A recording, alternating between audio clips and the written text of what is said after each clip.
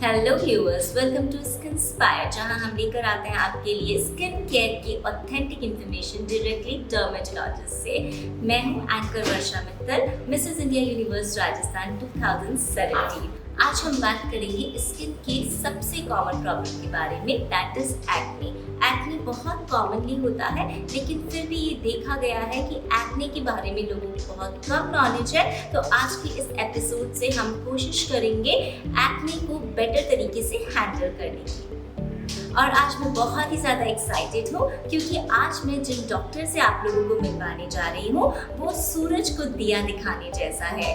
He is a scholar from the most prestigious college, that is PGI Chandigarh. He has created a benchmark in the field of dermatology. He is one of the pioneer of hair transplant in India. बहुत बड़े बड़े celebrities यहाँ आते हैं उनसे treatment करवाने के लिए। जी हाँ, मैं बात कर रही हूँ not other than doctor Akhilesh Jain from Outbloom clinics, one stop solution of all advance treatment and dermaceutical solution.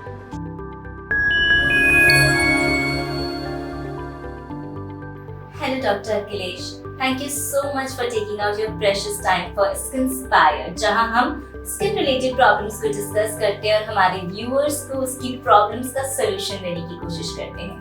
Thank you Varsha, thank you for having me on Skinspire. So आज जो हम मेन क्वेश्चन आपसे करने जा रहे हैं, that is about acne. It's such a common issue on skin. लेकिन acne होता क्या है? एक्ने एक बहुत ही कॉमन प्रॉब्लम है जो किसी भी एज ग्रुप के किसी भी सेक्स के पेशेंट में हो सकती है। एक्ने बेसिकली एक कॉम्बिनेशन है जिसमें अपने ऑयल ग्लैंड्स ओवर एक्टिव होते हैं, उसमें ऑयल सिक्रीशन इंक्रीज होता है, उसके साथ बैक्टीरिया और डेड स्किन सेल कंबाइन होके ब्रेकआउट्स का रूप लेते हैं, कॉमनली जिसे हम ब्रेकआउट्स या पिंपल्स या एक्ने या ज़िट्स बोलते हैं। तो ये एक कॉमन फीचर है जो ऑलमोस्ट हर किसी ने अपनी लाइफ में किसी ना किसी टाइम पे फेस किया होगा। ओके, हमेशा एक्ने डिफरेंट टाइप का होता है, तो कितने टाइप होते हैं एक्ने के? एक्ने साइंटिफिकली या हम लेमन भाषा में बात करें तो 3 तरह के होते हैं, माइल्ड, मॉडरेट या सीवियर। तो अगर इसकी ग्रेडिंग करना चाहें तो किस तरह के पिंपल्स दिख रहे हैं उस पर उसकी ग्रेडिंग डिपेंड करती है। अगर वो छोटे दाने हैं तो वो माइल्ड है, अगर उसमें पस पड़ चुका है, वो मोटे हो गए हैं तो वो मॉडरेट है, और अगर उसमें गांठें बन गई हैं और अच्छी खासी स्वेलिंग है तो वो सीवियर एक्ने में आता है। सो ये जो गांठें वाले एक्नेस होते हैं, इनको ट्रीट कैसे कर सकते हैं? जो गांठ वाले एक्ने हैं इसको साइंटिफिकली टेक्निकली हम लोग नोडुलोसिस्टिक एक्ने बोलते हैं। ये सीवियर फॉर्म है उन्हीं एक्ने का जो नॉर्मली हम लोग छोटे दाने देखते हैं, उन्हीं में और इन्फ्लेमेशन और पस पड़ के नोडुलोसिस्टिक एक्ने बनता है। नोडुलोसिस्टिक एक्ने ठीक करने के लिए सबसे पहली जरूरत है आप अपने आप से कोई ट्रीटमेंट ना करें, कुछ आपकी फ्रेंड की एडवाइस से या सोशल मीडिया की एडवाइस फॉलो ना करें, क्योंकि इस एक्ने को जल्दी ठीक करना जरूरी है। अगर इसको डिले करेंगे ठीक करने में तो ultimately it will lead to scarring, और वो स्कार्स सिर्फ लेजर से ही ठीक हो पाएंगे। तो उसको ठीक करने के लिए सबसे पहली जरूरत है एक प्रॉपर डर्मेटोलॉजी कंसल्टेशन के लिए। कई सारी मेडिसिन्स हैं जो उसकी सीवियरिटी के अकॉर्डिंग देके हम ठीक कर सकते हैं, और कुछ अपनी लाइफस्टाइल चेंजेस जैसे जंक फूड अवॉइड करना, फेस वॉश रेगुलरली यूज करना, अनएडवाइज्ड ट्रीटमेंट फॉलो ना करना, और प्रॉपर डाइट जैसे जंक फूड अवॉइड करना या डेयरी प्रोडक्ट्स को कंजप्शन कम करके हम इनको इम्प्रूव कर सकते हैं। अगर मैं पर्सनली मेरी बात करूं तो मेरा एक्सपीरियंस ये है कि मैं दुनिया भर के ट्रीटमेंट ट्राई कर चुकी हूँ फॉर एक्ने, लेकिन हमेशा कोई ना कोई एक्ने होता रहता है, कोई ना कोई एक्ने स्कार होता रहता है। स्कार्स बहुत सारे रहते हैं, तो क्या ये स्कार्स जाते हैं कभी? Definitely scar treatment acne treatment का एक मेजर पार्ट है, क्योंकि acne is a cosmetic problem. अगर हमने सिर्फ एक्ने ठीक किया और उसके स्पॉट्स और स्कार्स को ठीक नहीं किया तो ट्रीटमेंट अधूरा रह जाता है।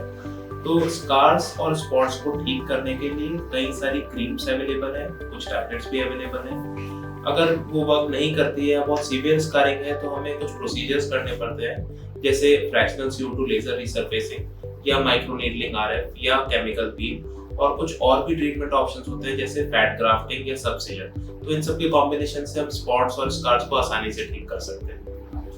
क्या स्ट्रेस से भी एक्ने होता है?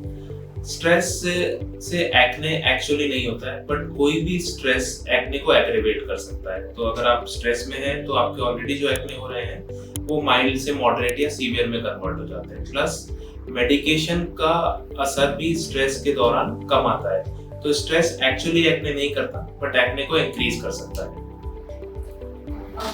तो सर ये जो एक्ने है ये क्या हेरिडिटरी होता है? फॉर एग्जाम्पल अगर मदर फादर को बहुत ज्यादा एक्ने का प्रॉब्लम रहा हो तो वो बच्चे में भी आएगा, ऐसा है? Is it a hereditary problem? Acne एक मल्टीफैक्टोरियल प्रॉब्लम है, तो हेरिडिटरी उसका एक पार्ट है।